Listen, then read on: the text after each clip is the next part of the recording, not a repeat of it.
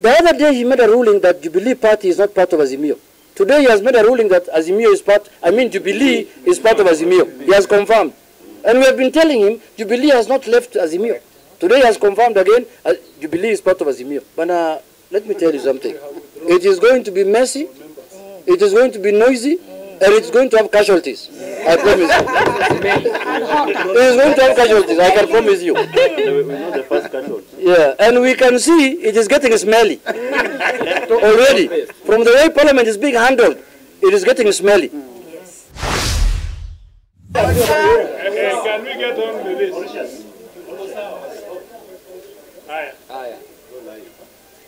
First, Majority Leader. let's have silence, then we start. First, I want to say sorry to you people for the deplorable conditions you are operating under in Parliament. This is not where media people should operate from in Parliament. Media people should operate from a better place than this. We are very sorry for the conditions you are serving us under. And we will take it up in Parliament from next week. And it must be addressed fully. Because media is what makes Parliament what it is. Some of us who have been gagged before in the chamber, it is the media that helped us to talk to Kenyans. Having said that, we are here to inform you that the Speaker has made a ruling today on the issue that was the issue about the majority and the minority leadership in the House. And as you are aware, we had yesterday raised in the House the court ruling through Honorable Millie that the court had ruled that the Kenya Kwanza coalition is not the majority party in Parliament. And the court categorically said majority party in Parliament is decided through the sovereign will of the people. It is only in Kenya where majority party and minority party in Parliament is decided through defections. So when you defect from one party to another, you add numbers to the other one, and without consulting the people who elected you. Secondly, the contradictions in the Speaker's rulings, I want to point them out. Initially, in his first ruling that was quashed by the court, he ruled that the 14 members who are in UDM and those other parties, he gave them to Kenya Kwanza, as you remember. Today he has turned around again saying they are not in any party. They are in purgatory. They are held up somewhere. Nobody knows where they belong to. Purgatory, yes. So it just shows you how numbers are being crafted from one side to another, just to make sure that certain group are the majority party in Parliament. The other day he made a ruling that Jubilee Party is not part of Azimio. Today he has made a ruling that Azimio is Jubilee is part of Azimio. He has confirmed. And we have been telling him Jubilee has not left Azimio. Today he has confirmed again Jubilee is part of Azimio. Thirdly, this is another ruling that will be taken to court for quashing. Because it has all the contradictions of the Constitution. It is even worse than the one that was quashed. This one. Parliament is not court of appeal. Parliament is Parliament. We can only debate. You cannot do an appellate business in Parliament. It can only be done by a 5-bench consisting 5 judges, a bench of 5 judges in the Court of Appeal. Parliament has turned itself now into a Court of Appeal where they can overthrow judgments of judges from the High Court. That has never happened anywhere in the Republic. Parliament is not immune to interpretations in the Constitution. There are many bills, many acts of Parliament we have passed that have been quashed by Constitutional Court in Kenya and nullified. The security laws, the Cybercrime Act, many acts. They are telling us here now that the Speaker's ruling is not subject to any court. Which Parliament is that? So, in a nutshell, we are saying we disagree completely with the ruling of the Speaker today. Azimio is the majority party. That was achieved through sovereign will of the people in the elections of 8th of August, 9th of August 2022. It shall remain so. We are still in 2022. We are not in 2025 as. We are stuck there where the numbers were. So I want to urge the Speaker, if he wants a smooth Parliament, a Parliament that respects the standing orders, a Parliament that will deliver for the Kenyan people, let him run Parliament through the constitution and the standing orders. He can't be, one day he says this, the next day he's saying this. He told us in his previous ruling that those 14 members are in Kenya Kwanza. Today he's saying they are not in any party. Then they are saying the deputy speaker wrote a letter to the registrar of political parties. As who? As who? Who has given her the mandate to write to the registrar to ask for? And these documents that they are saying the registrar has written to them, they should take them to court, not to parliament. Go and tell the judges that there is this new evidence we have found, that the registrar is saying these people are not members of any party. You don't bring it to parliament. Parliament is not a court. They're saying we are judicial, quasi-judicial setting. Where? How? But let me tell you something. It is going to be messy, it is going to be noisy, and it's going to have casualties. I promise you. It is going to have casualties, I can promise you. We know the first casualty. Yeah, and we can see it is getting smelly already. From the way Parliament is being handled, it is getting smelly. Mwango can see it We don't feel any broad-based arrangement in Parliament. There is nothing. Broad-based is in the executive only. Parliament has no broad-based mechanism. We are not there. So, my fellow, with the permission of my fellow colleagues, I have told you, going forward is not going to be business as usual. And we have withdrawn our members from the House Business Committee. Yes. I am sure they have just said, as many of that opinion, we will de-whip them if they put them there. Yes. They will have their own House Business Committee, their own. Yes, which we will also challenge. Which will also challenge in court, in public, in private, everywhere. So please, let us respect the law. Let us respect the Constitution. Let us respect the standing orders. Let us operate within the Constitution. Otherwise, we fear nobody, we owe nobody, and we stay at our homes. We don't stay in anybody's home, and we don't live in anybody's house. That is my message for today. Correct. Thank you. We only fear God and men. I only fear God and hot porridge. Hot porridge. Hot porridge. Uji.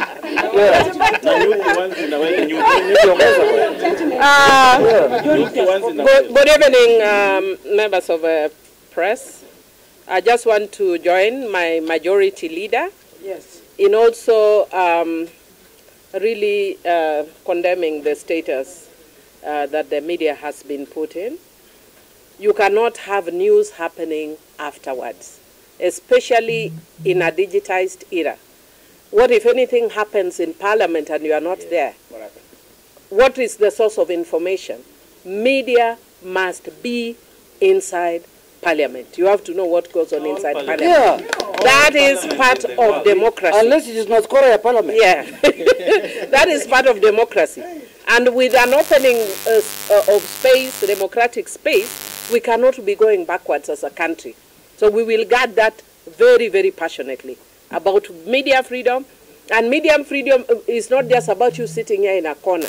It's about you being able to access news where news is happening. So can you imagine if we come here and we start narrating it to you that you know there was somebody dancing outside? Is that, what news is that? Or there was somebody spitting, is that news? You have to see it yourself, because otherwise people will mislead you, or somebody was walking naked. You have to see it for yourself to give objective, fair, and accurate information to the public. But having said that, I just want to say in adherence to the concept of separation of powers, I want to disagree very strongly with the Speaker when he says that we cannot question the Parliament or the Speaker, and that what Parliament does cannot be questioned. That is not correct. Otherwise, we would as well bury the concept of separation of powers, which operates under a system of checks and balances. It is a creation of the Constitution. Yes, Parliament is a creation of the Constitution, and so we must follow the Constitution. If we go against the Constitution, the courts have to put us back in line, whether we agree with the court or not. As Azimio, we have disagreed with the court many times before, but we have respectfully agreed. Disobeyed. Including the Supreme Court. Exactly. The presidential elections. Including the ones who are calling us and all those. But we respectfully disagreed with them, but we have not disrespected them. But having said that, I also just want to say that if there is one thing that the Speaker started at the onset, he said that he does not wish to stand on appeal of a High Court decision, and that he is not in any way doing that. But in effect, that's exactly what he did. Because what then has he done? If you have gone against a decision of the High Court, you have actually you have done an appeal against the High Court. Otherwise, what we should have told us is there is a stay order. Yeah. And for us, there is no stay order. If there was a stay order, you would have just seen us clapping for Kimani Ichung'wah as a majority leader and for Osoro as a majority whip. But for now, I can tell you what we are looking at here is the de jure majority leader and the de jure minority whip. The other majority whip. Other ones are fake, and the deputy majority leader and the deputy majority whip. And majority members. Members of majority party. Yes. And then I also want to reiterate that you can see this is just a game of musical chairs. It's not about following the rule of law. And as my majority leader has actually said, earlier on in his decision that the court has quashed, he said the 14 members, yeah, he declared the members of Kenya Kwanza. Now they are frozen in space. They don't belong anywhere. And why have they been frozen in space? To deny Azimio their rightful numbers. Yes. What they should do, whether we have actually said that there are circumstances that may have changed. That one I agree with him. It's very correct. Circumstances may have changed. Both sides. Both sides. Who doesn't know, for instance, de facto, that there are people who have gone off with Wamunyoro. Yeah. Wamunyoro has gone with his own MPs. That is a fact. And he has formed Wamunyoro Cathedral. Yes.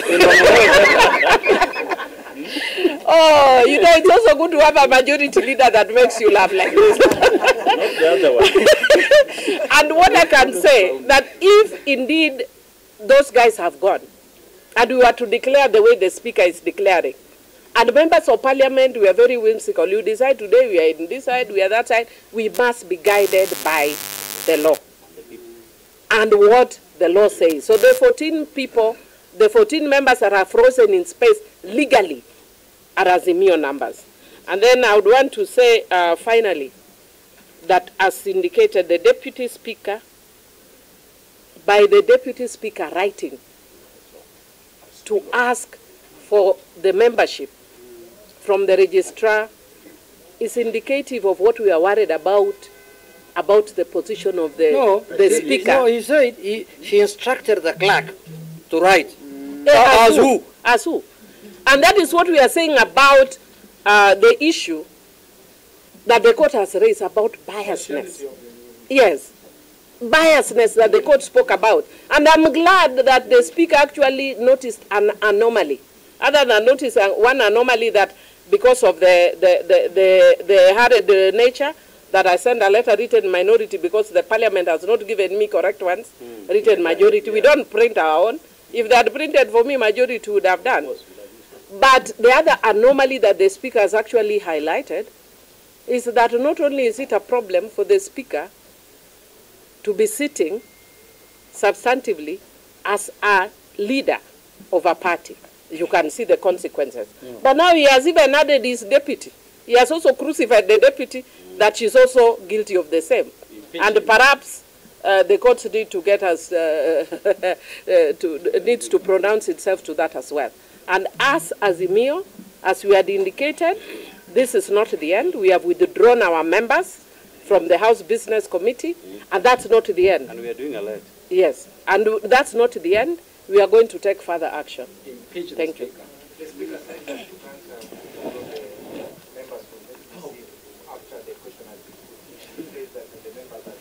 Delaying is merely delaying. No. We are going to remove. We withdrew members before we put the question. Before we put the question. What is he talking about?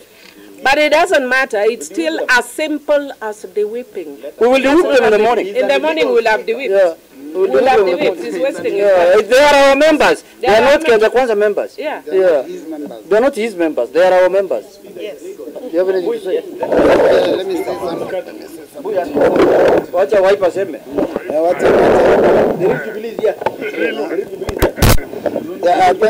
Thank you. I think the majority leader and the majority whip have said almost all that can be said. But I just want to add that, you know, the media seem to have picked this thing before.